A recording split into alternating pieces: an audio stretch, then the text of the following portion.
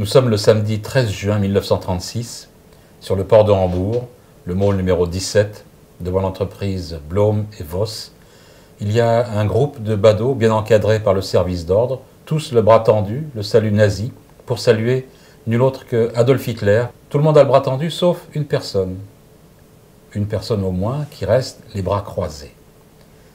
Il s'agit de August Landmesser, ou peut-être quelqu'un d'autre. Mais en tout cas, c'est son histoire que nous raconte Adeline Baldacchino. Adeline Baldacchino, bonjour. Bonjour.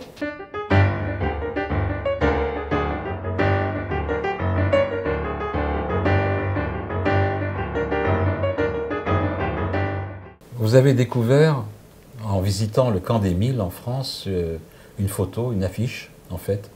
Et sur cette affiche, on voit effectivement cette foule de badauds, bien encadrée, encore une fois, qui tend le bras, sauf une personne qui est dans un petit cercle, et il s'agirait de ce August Landmesser.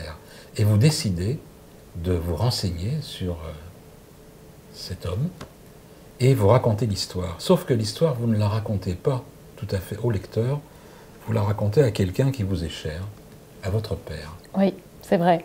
Racontez-moi. C'est vrai parce que le moment de la redécouverte, je dirais, de cette image est un moment très particulier à titre personnel. C'est un moment de deuil. Ça fait 9 mois à ce moment-là que j'ai perdu mon papa très brutalement. Ce sont évidemment des états très particuliers. Pâques 2017.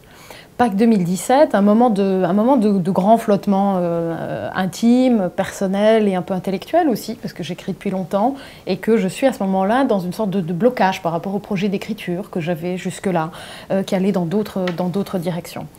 Et puis, presque par hasard, je retombe sur un réseau social, tout simplement, sur cette photo-là, cette photo mythique de August Landmesser, ou plutôt à ce moment-là, d'un homme, simplement, perdu dans une foule.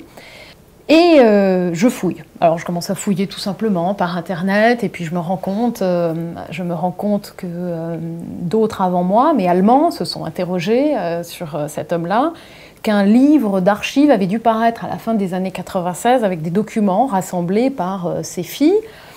Je me le procure, après une longue épopée comme Internet sait nous en réserver aujourd'hui, mais qui permet de se procurer de petits trésors.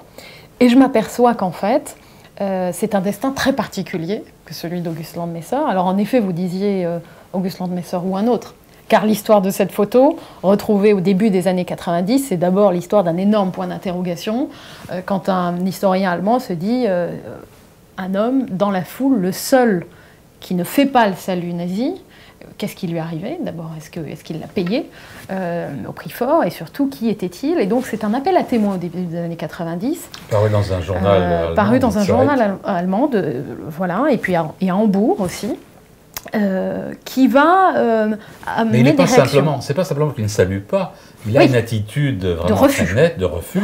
Il a les bras croisés. Il a les bras croisés. Il regarde. Oui. Il regarde pas le photographe parce que si on prend une petite loupe, ce qui est facile à faire avec l'Internet, et on voit que dans la foule des badauds, il y a plusieurs personnes qui regardent le photographe. Le photographe était très visible. Donc on peut se poser la question même, est-ce que cette foule qui est amassée là n'a pas été amassée exprès pour faire ce cliché? Oui, c'est possible. Et en effet, on voit bien que c'est une attitude de refus très nette. Prémédité ou non, ça je ne le sais pas, et ensuite on peut tirer le fil, mais en tous les cas, complètement assumé. Et donc on imagine un résistant, avant tout.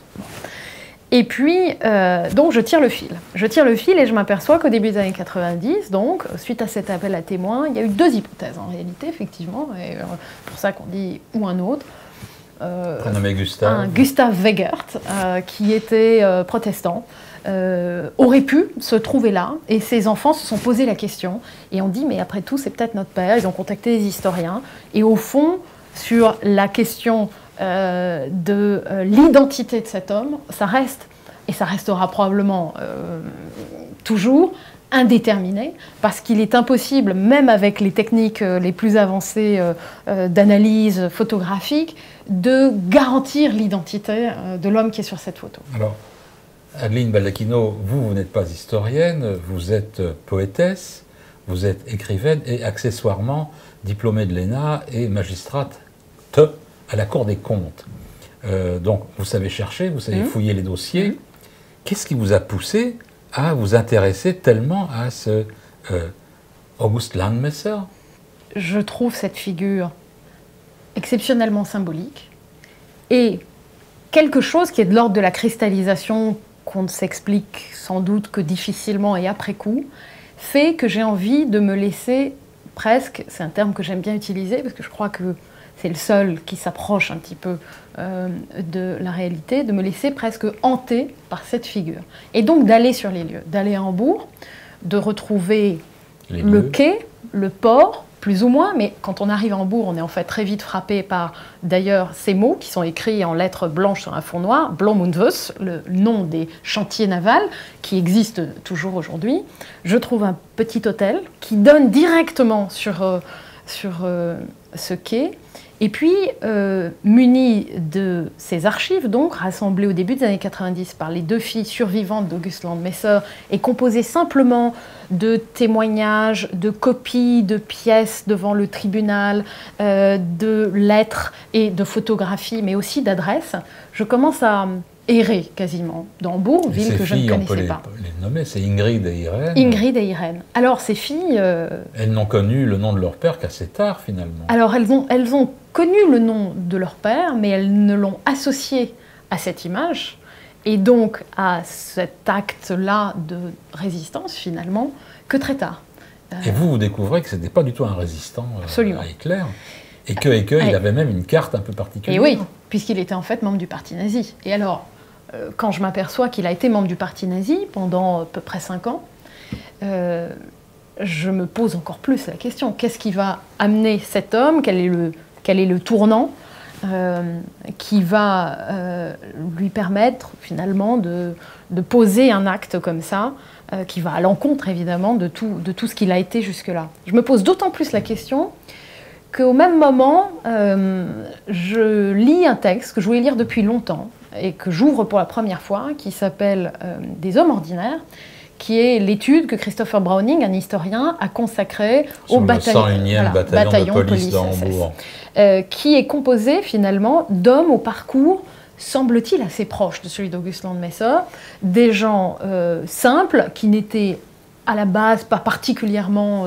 idéologisés, j'ai envie de dire, ou pas particulièrement militants, qui sont embarqués dans quelque chose qu'ils conçoivent peut-être au départ comme une aventure, et qui finalement vont devenir évidemment d'épouvantables bourreaux et être associés aux crimes des Einsatzgruppen, etc.